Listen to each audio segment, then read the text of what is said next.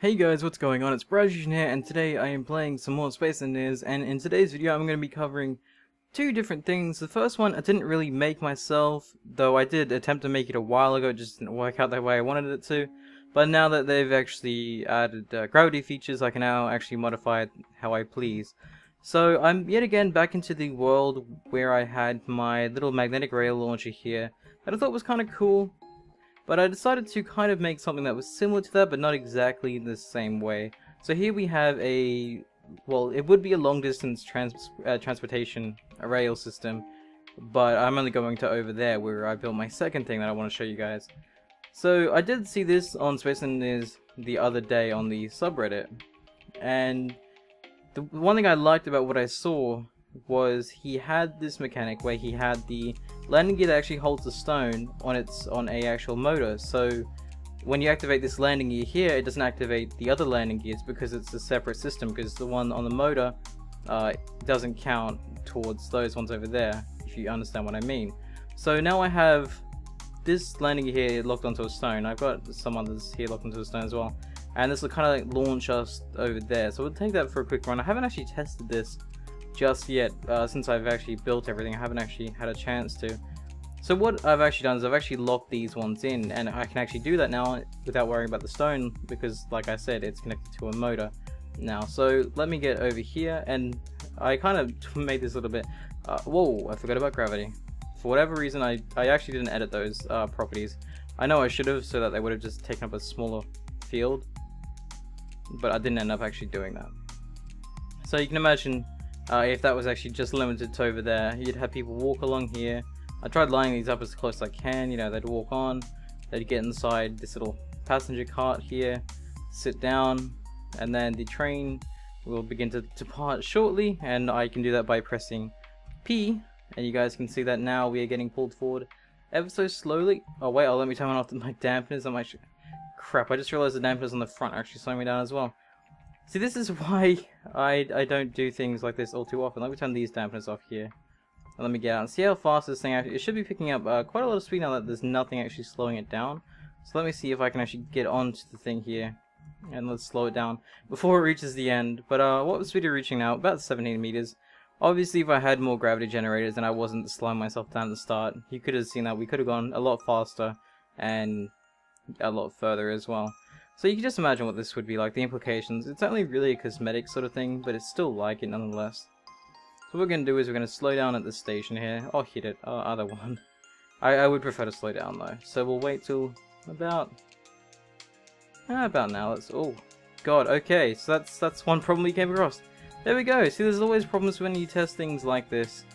And the problem we actually came across here was putting a brake on these suddenly jerked all this, because these are actually separate pieces, not connected. So I actually should have expected that, to be honest.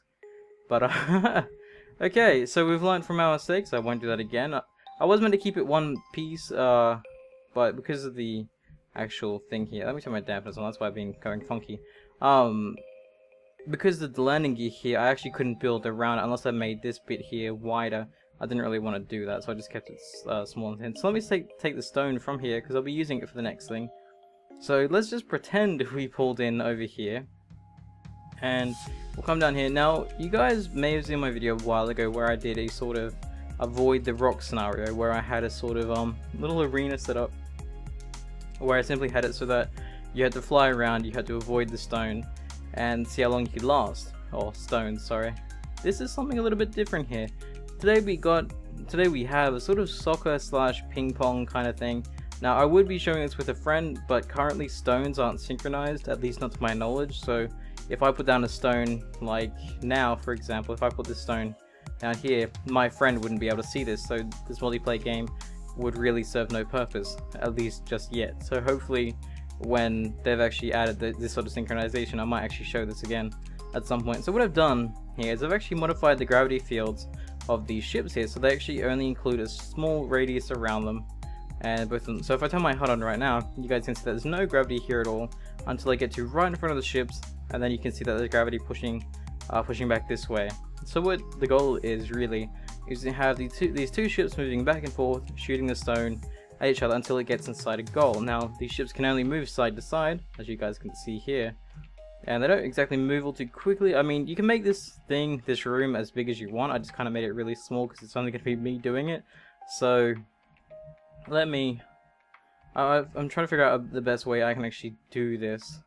I think I'll just bump the stone towards myself and just show that how that works there. So let me bump this stone a little bit faster than that, Brad. We're not watching slow motion soccer here. Fine, that'll do for now. I'm hoping the other ship will rebound it back towards me when I actually get to that point. So you can imagine if it wasn't slow motion. Come on. Come on. Come on, Stony Stone. So let me just wait away from it until it gets a little bit closer so I can fling it back a little bit faster. So you can just imagine or something like that. And then bam! You can see the stone goes back and it's gonna miss and maybe hit the goals. I'm not really one for it. Yeah, I got a goal! Haha, I win. I don't really... Whoa! Oh yeah, right, I forgot. The actual gravity field goes back a little bit further. Then it's just so when the stone ends up in the field like that, all you have to do is just fly behind it, and your ship itself can actually pull the stone out of there. So, am I actually having a tug of war here with an enemy? No, I guess not. I feel so silly for trying to show off like a multiplayer thing in single player simply because it doesn't work in multiplayer yet. So here I am chasing a stone around trying to catch it. I want to see if I can actually maybe get it into the goals here if I had the blue guy sitting right in front of it. I don't think you can, but at the same time you're gonna want to be moving around. I might have like obstacles, like maybe something spinning around, you know. It's really up to you guys how you want to customize these sorts of things. I just give you guys the ideas and let you guys go free with it. Did I even drop that? No, here.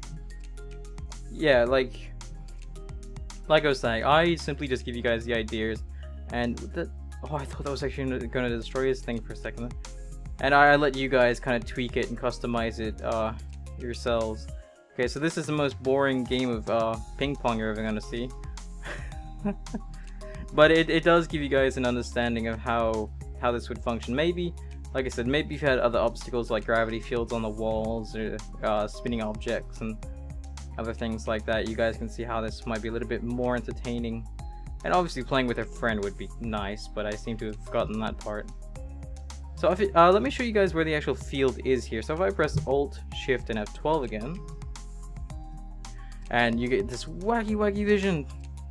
It looks so cool. It's weird, but it's cool. So you guys here can see the field that the gravity actually affects for each unit. Now these are identical because obviously it's fair play. I don't know why this one's flickering. I'll go over here so I don't cause epilepsy on anyone. So they have a 12 by 12 square, and that's, if I look at the front here, so you've got 12 by 12, and then I think it goes back about 25. I think that's meters. It should be meters, at least I think. So now we've got the stone stuck down here. But you guys can see how the field and all that works, and I'll actually show you guys the settings in 1 second. So let me fly towards myself here, drop the stone, fling the stone. You guys can see that it gets into the field as then rebounded back. So let me go over here and let me show you guys these settings. So if I get inside, you guys can see it's 12, 25, 12, and 1G. If I could have this higher than 1G, I probably would, because I think that would make it a lot more entertaining. But yet again, you can have a lot more entertainment if you put random gravity generators and whatnot all around the place. And even like motors that spun stuff so that it would hit the stones and just mess things up a little bit. That would be a lot more enjoyable as well. But yet again, like I said, I give you guys the concept so you guys can tweak it however you want and make it whatever you want. And that's basically gonna do this video actually. Look at all the pretty colors. I can't believe that messed up so badly. That was actually funny to me. Because I didn't even foresee that happening at all. Anyways, I'm gonna end this here. So I want to thank you guys for watching, and I will see you. Oh my god! See you guys next time.